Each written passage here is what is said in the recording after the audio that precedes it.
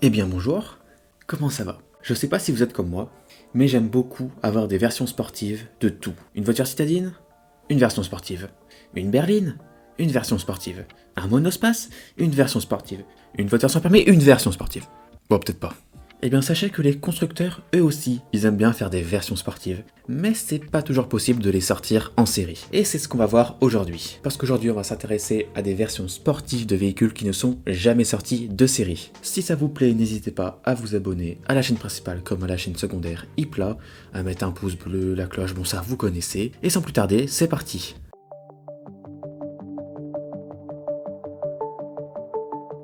La Corsa, c'est un succès depuis 1982. La petite citadine de la marque allemande, et un peu américaine à l'époque, est une véritable concurrente des références du marché. Dans les années 80 justement, les constructeurs adoraient faire des versions sportives de leur citadine. On avait la 205 GTI ou la Golf GTI juste pour les citer, mais aussi Opel avec leur Corsa GSI d'une puissance de 100 chevaux. Mais si je vous dis Corsa sportive, vous pensez directement au Corsa D et Corsa E, version OPC. OPC pour Opel Performance Center, c'est le département performance de Opel qui préparera ses Corsa de respectivement 192 et 207 chevaux. Mais des Corsa OPC, il aurait dû en avoir avant.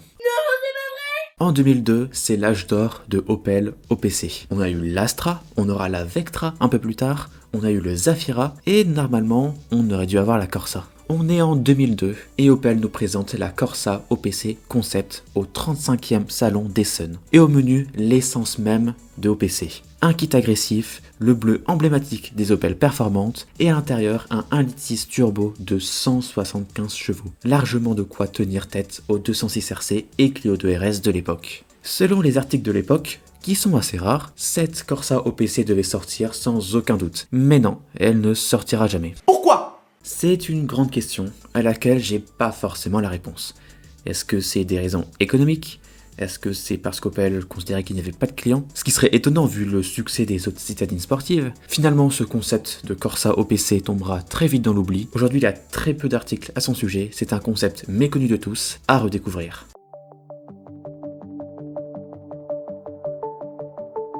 C'est dommage que cette Corsa n'a jamais été produite. Les citadines sportives à l'époque avaient vraiment la cote. On peut citer par exemple la Clio 2 RS ou encore la 206 RC, mais malheureusement aujourd'hui ce segment n'a plus du tout la même popularité. La Clio 5 n'aura pas de version RS, quant à la 200 GTI, elle n'existera pas non plus. Et heureusement, parce que si c'était pour nous mettre un PureTech, et à cette liste on peut rajouter la Seat Ibiza qui n'aura plus sa version Cupra. Mais pourtant, elle devait exister. Et 2018, ça rime avec beaucoup de changements chez Seat, car leur division Cupra devient une marque à part entière.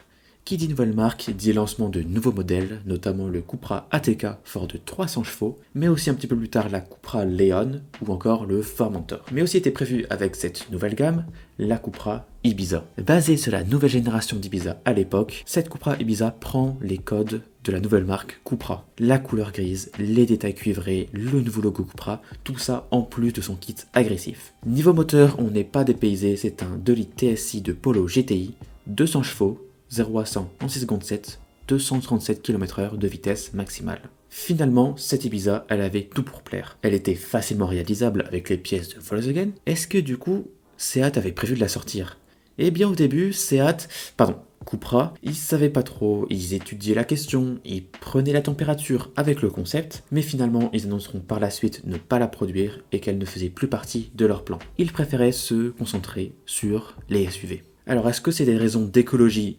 Je pense pas, étant donné que si on veut être écologique, produit pas des SUV surpuissants. Est-ce qu'ils avaient peur de la concurrence interne avec la Polo GTI? Peut-être. Est-ce que Cupra jugeait déjà que le marché était en chute? C'est possible. Et surtout, vu à quoi ressemble le marché aujourd'hui, ils auraient eu raison. Donc finalement, cette Ibiza Cupra restera à l'état de concept, alors que le succès aurait pu être au rendez-vous.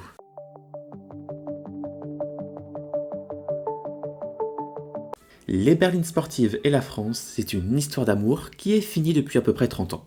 La dernière en date qu'on peut nommer, c'est la Safran Biturbo, qui sort en 92, forte de 268 chevaux, et tellement appréciée qu'elle s'est vendue à 806 exemplaires.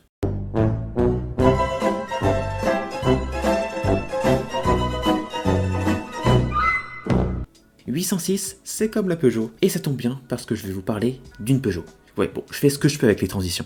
La 607 est sortie en 1999 et devient alors le fleuron de la marque Socialien. Si ça vous intéresse, j'en ai parlé dans ma vidéo de la série des 7, je vous mets le lien juste ici. Mais cette 607, son petit problème, c'est qu'au maximum, on n'avait qu'un V6 3 litres de 210 chevaux. C'est bien, mais c'est pas très sportif. On peut pas trop faire face à une M5 de 400 chevaux. Et ça, on a dû le dire aux équipes de Peugeot. Ils ont dû prendre le seum et ils ont pété un plomb. Parce qu'en 2002, ils nous présentent la 607 Pescarolo, faite pour célébrer la collaboration entre Peugeot et Pescarolo, parce que Peugeot leur fournissait leur V6 dans leur prototype Courage. Et justement, ce V6 qu'on retrouvait dans le prototype Courage C60 se retrouvera dans cette 607 qui montera à 400 chevaux. On rajoute à ça les 4 motrices et on obtient une fusée. Et en plus de tout ça, on a un kit agressif mais élégant, mais aussi un intérieur luxueux en cuir rouge, très rouge, faut aimer. Finalement, cette 607 Pescarolo ne sera jamais produite, car certainement beaucoup trop cher, et personne n'aurait acheté. Déjà que les gens n'achetaient pas une Safran Biturbo en 92, personne n'aurait acheté une 607 Pescarolo en 2002, malheureusement. Cette 607 restera une pièce unique, et elle est visible au musée de l'aventure Peugeot.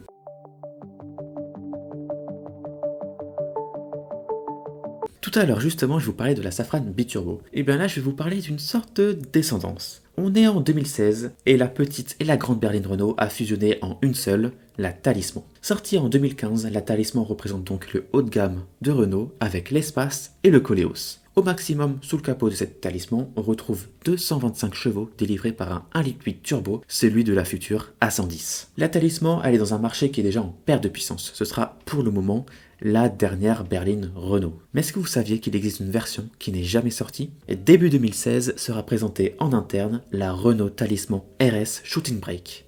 Parce que les breaks sportifs, c'est pas assez stylé. Du coup, ils ont fait un shooting brake. Au menu, on a une préparation spéciale Renault Sport. Le kit, il fait beaucoup penser à la future Mégane 4 RS, plus des touches orange, assez étranges.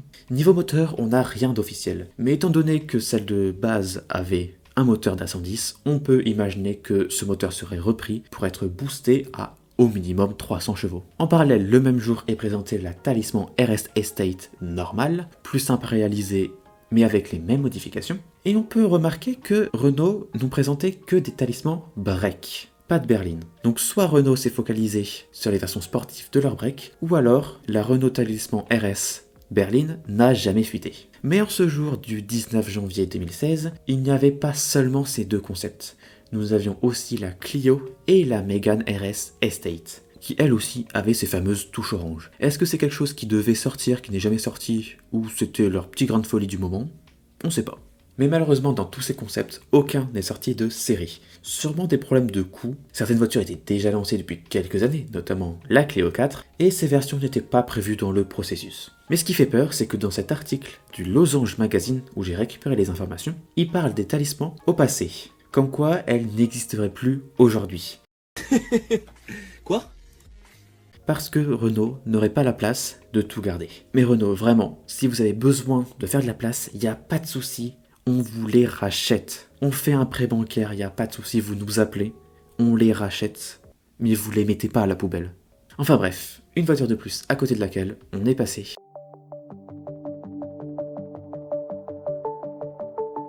Petit événement sur la chaîne, on va parler de Volkswagen. Das Auto. Volkswagen, c'est pas une marque que je porte dans mon cœur. Mais il faut reconnaître qu'à la fin des années 90, ils ont complètement pété un plomb. Ferdinand Piëch voit grand pour le groupe Volkswagen. Et il rachète tout sur son passage. Bentley, je rachète. Bugatti, c'est pour moi. Seat, allez je prends. Skoda, c'est pour moi aussi. Lamborghini, bon, on va pas s'en priver. Mais finalement, Ferdinand Piëch, il veut du luxe pour Volkswagen. Ça passera par les Phaeton et le Touareg au début des années 2000. Mais en 97, Volkswagen rêve de supercar et au salon de Tokyo présente la W12 Synchro. Attendez, je devais pas parler de la Nardo? Parce que oui, ce concept Volkswagen aura une vie tellement longue de 97 à 2002 sans jamais être commercialisé qu'ils auront le temps d'en faire plusieurs versions. Et donc en 97, quand elle est présentée, c'est la W12 Synchro. Et c'est parmi les Volkswagen les plus folles qui existent. Elle a un look de supercar, elle est basse, elle est agressive, et elle s'inscrit dans la folie des supercars des années 90 chez les constructeurs allemands. On avait déjà parlé de la BMW Nazca, mais il y avait aussi la CLK GTR, ou encore la 911, Straßenversion. Je sais pas si je le dis bien. Niveau moteur, on a un W12 5 litres 6 atmosphérique de 420 chevaux, qui est ni plus ni moins que 2 VR6 ensemble. Mais ça reste rigolo quand même. Et malgré ce W12 ainsi que les 4 motrices, la voiture ne pèse que 1200 kg. C'est vraiment pas mal. Mais ça s'arrête pas là. En 98 est présentée la W12 Roadster, qui retire le toit, mais pas que. Elle perd aussi ses 4 motrices pour devenir une propulsion, mais aussi sa boîte séquentielle pour devenir manuelle. Donc je récapitule. On a une supercar Volkswagen avec un W12 atmosphérique de 5 litres 6 de 420 chevaux, en roadster, propulsion, boîte manuelle. Est-ce qu'on n'aurait pas en face de nous la meilleure des Volkswagen? Peut-être celle qui fait le plus rêver? Enfin, pas autant qu'une Lupo 1 litre 4 TDI. Ça, c'est une merveille d'ingénierie. Après ça, pendant 3 ans, plus rien. Mais est-ce que c'est fini? Pas du tout. Et c'est en 2001 que nous est enfin présenté la W12 Nardo. Oui, Nardo, comme le gris, mais elle est orange. Petite parenthèse, le nom Nardo, que ce soit la Volkswagen ou le gris, ça vient du circuit de Nardo en Italie. Donc le gris Nardo, c'est un gris bitume.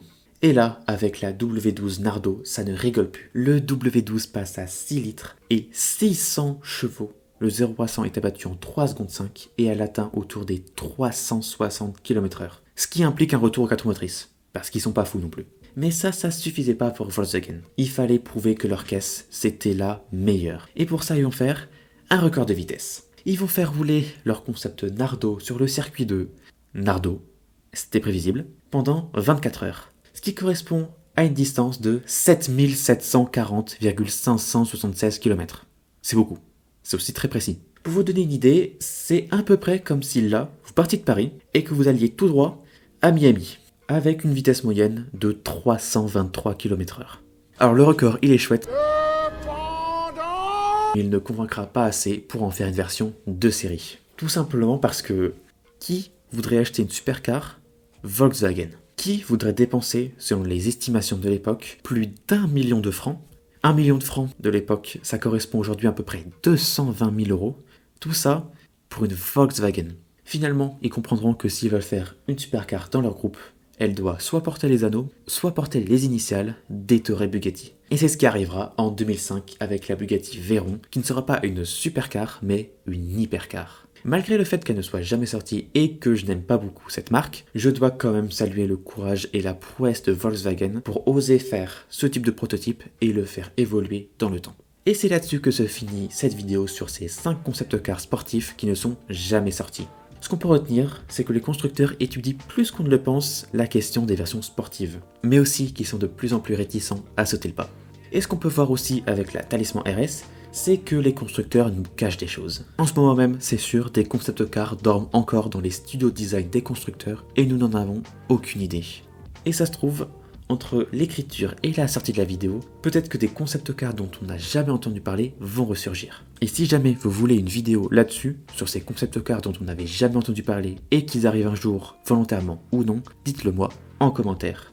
Merci à tous d'avoir regardé cette vidéo, n'hésitez pas à vous abonner, à mettre la cloche, à mettre un pouce bleu si ça vous a plu. N'hésitez pas à me dire en commentaire ce que vous en avez pensé et de quoi vous voulez que je parle. On se voit dans une prochaine vidéo. Moi je vais essayer de racheter la Talisman RS. C'était Alpi, à plus. Comment ça les gens en cube?